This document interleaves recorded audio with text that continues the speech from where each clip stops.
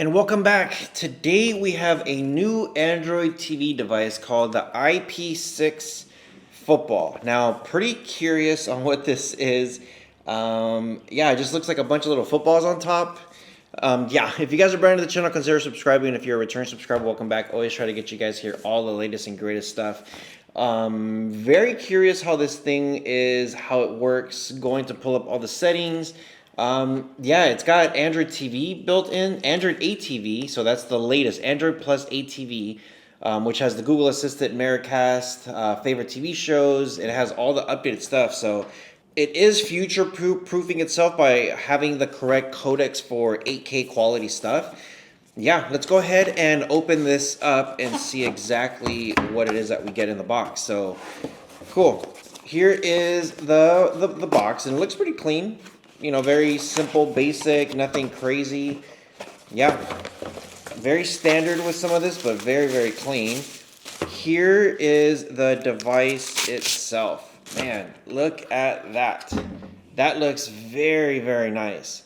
So I do like the design. Just looks like a bunch of little tiny footballs everywhere. So that's cool. Maybe we'll get a clock here in the front. So you do have your TF card slot here. You got two USBs. And then on the back, you got Ethernet, AV, and then HDMI, and then your power. On the bottom, plenty of breathing holes, so if it gets warm, it could definitely cool itself down. And then here on the bottom, you will have a plug and HDMI.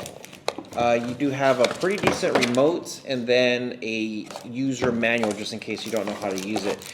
Let me go ahead and show you guys this remote because it's actually pretty nice. Very clean. Batteries are not included. It just feels like a very premium remote.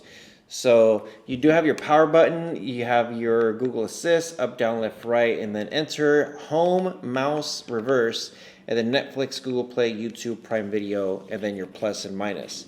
Pretty good remote. Okay, let's go ahead and connect this guy and see how it works. Okay, so here we go. Just follow the on-screen instructions. It says pairing Bluetooth. Hit the OK and the minus button on the remote for a couple seconds.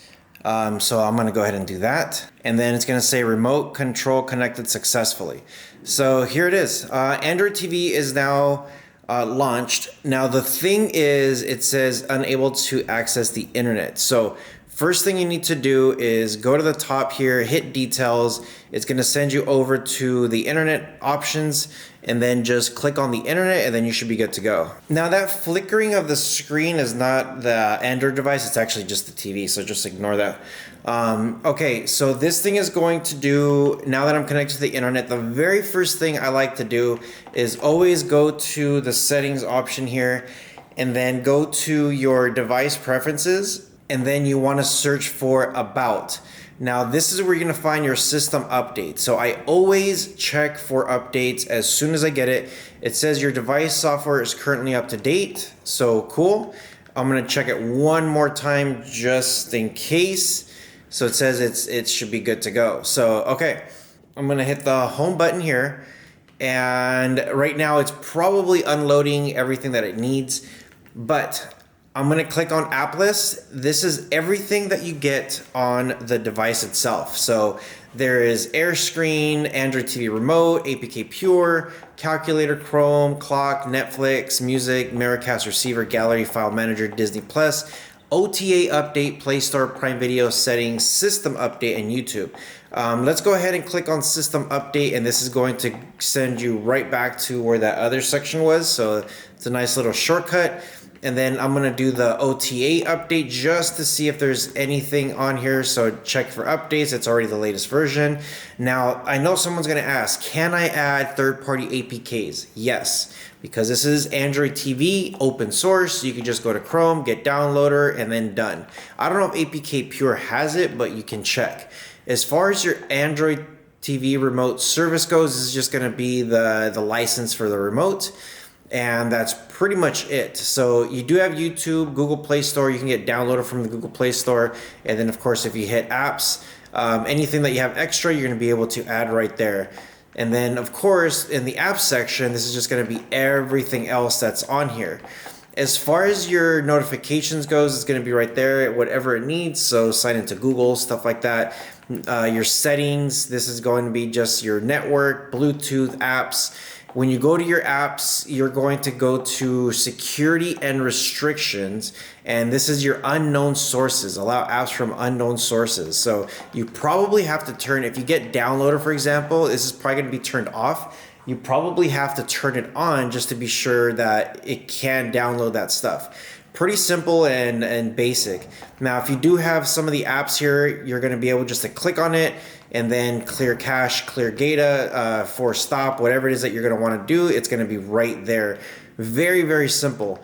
Device preferences, again, this is where your about is. If you do want developer options, only if you know what you're doing. If you don't know what you're doing, I wouldn't mess with this. You want to go to Android OS build, hit this a bunch of times, and then it's going to say now you're a developer. If you hit the back button once, it should be here somewhere. There it is, developer options. And then if you want to add like over the air, USB debugging, the stay awake boot, like just simple things here, you're gonna have tons of options. Now, if you don't know what some of this stuff is, just don't mess with it. But you have a lot of cool features here that you can do under developer options. Of course, you could do a restart, accessibility, you got location, energy saver, screensaver, Chromecast built in. Everything from Google Android TV is gonna be here. Display and sound, I probably go in here a lot just to be sure my audio is good and then my advanced settings is good. Anything with surround sound stuff, my formats, it's all gonna be there. So here's your Dolby Digital Plus, Dolby True HD, Dolby Atmos, DTS, DTS HD, all the formats with the codecs that you're gonna want to have for like audio, for video. You're gonna have some pretty cool stuff here. So yeah, you're gonna be set with a lot of really good codecs. Let's go ahead and test out YouTube real quick. So before we go to YouTube, one of the things I like to do is I do like to go to settings, and then I do want to restart the device just in case there's anything extra. So let's go ahead and do that now and see if there's any kind of updates with the home screen. So after the restart, it looked like the screen was the same. I was running YouTube and it was kicking me out. I was having some weird issues. And I believe because it was doing the update. So anytime I have any kind of Android TV issues like this, I normally unplug the power from the device. Now, once I rebooted it, look at the difference of how this screen is. As you can see, now the favorites is there at the top. You got some of your top selling stuff recently added, customization, feedback, but most importantly at the very top, you have home, shop, apps. Here on the side you have notifications, settings, and then your sign in. You have 3 options instead of 2, and then here you have the 3 options instead of 2.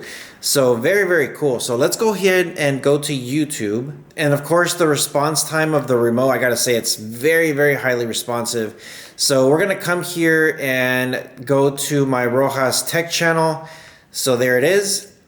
So let's give it a second here and let's just pop in one of the videos. And welcome back. Today we have the HY. And yeah, look how nice that looks. Very clear, very fast. Actually, it was extremely fast. Cool. Let's go ahead and come here to the settings, and it's automatically pulling it up at 2K. So full quality here on this video. So pretty good. You can see the buffering, the cache, it's working really fast. And yeah, very nice on how the device is. Very clear, clean. And again, as you customize things, you could add a bunch of stuff here. So very cool on the device. Now, one last thing too is this is a 16 by 2, 16 gigs of storage with 2 gigs of RAM, and it is using an all-winter chipset. It's going to be running really fast the way the setup is. You can just see the response time is very nice on the device. So let me know what you guys think. The device works pretty good. There is a digital screen. I forgot to show you guys that. There is a digital screen, and yeah, great little device. Works pretty good, pretty solid. Let me know again. I know people are always constantly looking for Android TV, Google TV all built in. this is going to be a very solid device to have. So, and then I believe it's not Netflix certified. I don't think it's Netflix certified. For you guys who do have the Netflix, it does have the Android TV, it's just not Netflix certified. So that's, and I think also it does have the mouse. So if you do use the Netflix app, and if you do need the mouse, it's already built into the remote. So yeah, pretty good stuff. Let me know what you guys think in the comment section below, and check the description because I'll try to get you guys here some kind of discount. That way you guys get hooked up. With all that being said, you guys take care of each other. See you guys in the next one.